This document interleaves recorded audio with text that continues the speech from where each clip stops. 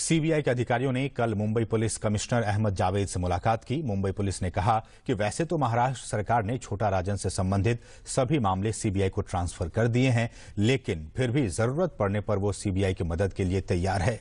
इस बीच छोटा राजन से दिल्ली में सीबीआई मुख्यालय में पूछताछ जारी है। डॉक्टरों के एक दल ने छोटा राजन की मेडिकल टेस्ट की, जिसमें उसे फिट पाया गया।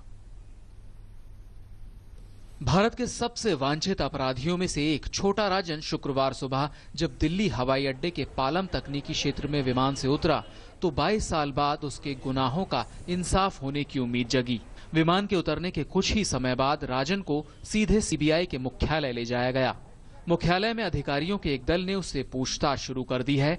हालांकि सीबीआई ने उसके बारे में ज्यादा जानकारी नहीं दी। सीबीआई ने अपने बयान में कहा, राजन को सफलतापूर्वक इंडोनेशिया से भारत ले आया गया है।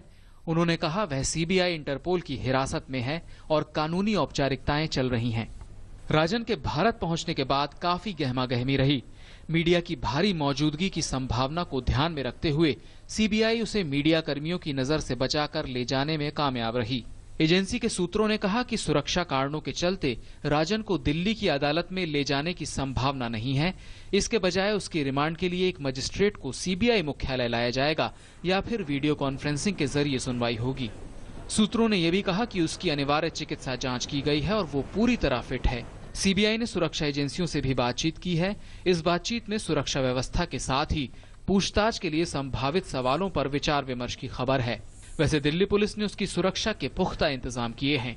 जो भी आवश्यक होगा वो किया जाएगा। कोई ऐसी जानकारी नहीं है जो मैं आपके साथ शेयर कर सकूं। छोटा राजन को दिल्ली के तिहाड़ जेल में रखे जाने की उम्मीद है। माना जा रहा है कि विभिन्न जांच एजेंसियों के अधिकारी उससे उन दावों के बारे में पूछताछ करेंगे जिनमें वह अपने पास भारत के मोस्ट वांटेड आतंकी दाऊद इब्राहिम के ठिकाने के संबंध में और पाकिस्तानी खुफिया एजेंसी आईएसआई के साथ दाऊद के रिश्तों के बारे में कई अन्य साक्ष्य होने की बात कहता रहा है। मुंबई पुलिस के पास उसके खिलाफ लगभग 70 मामले दर्ज हैं, जिनमें हत्या, आतंकी एवं विध्वंसक गतिविधियां रोकथाम कानून समेत कई मामले हैं। महाराष्ट्र सरकार ने उससे जुड़े सारे मामले सीबीआई को सौंप दिए हैं। महाराष्ट्र सरकार ने यह घोषणा ऐसे समय की जब कुछ ही दिन पहले राज्य के मुख्यमंत्री देवेंद्र फडणवीस दावे कर रहे थे कि राजन को केवल मुंबई लाया जाएगा। इसको लेकर महाराष्ट्र में सियासत गर्मा गई है।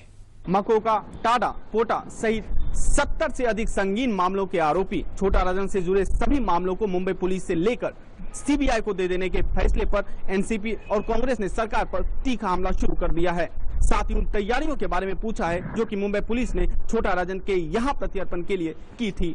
राजन को इंटरपोल के रेड कॉर्नर नोटिस के आधार पर 25 अक्टूबर को बाली हवाई अड्डे से गिरफ्तार किया गया था। उस समय वह ऑस्ट्रेलिया से इंडोनेशिया लौटा ही था। बाली स्थित अंतर्राष्ट्रीय हवाई अड्डे को पास के एक पर्वत पर स्थित ज्वालामुखी से राख और गुबार निकलने के कारण बंद कर दिया गया था, जिसके चलते राजन का प्रत्यर्पण एक दिन के लिए टल गया। छोटा राजन कभी भगोड़े अंडरवर्ल्ड डॉन दाऊद इब्राहिम का करीबी सहयोगी हुआ करता था, लेकिन मुंबई बम धमाकों की साजिश से पहले वह उससे अलग हो गया था। अब छोटा राजन की गिरफ्तारी से भारतीय सुरक्षा एजेंसियों को 1993 के मुंबई बम धमाकों में वांछित दाऊद तक पहुंच बनाने की उम्मीद है। मुंबई से योगेश शीतल और दिल्ली से सुधाकर दास और सुधीर यादव के साथ ब्यूरो रिपोर्ट, डीडी न्यूज।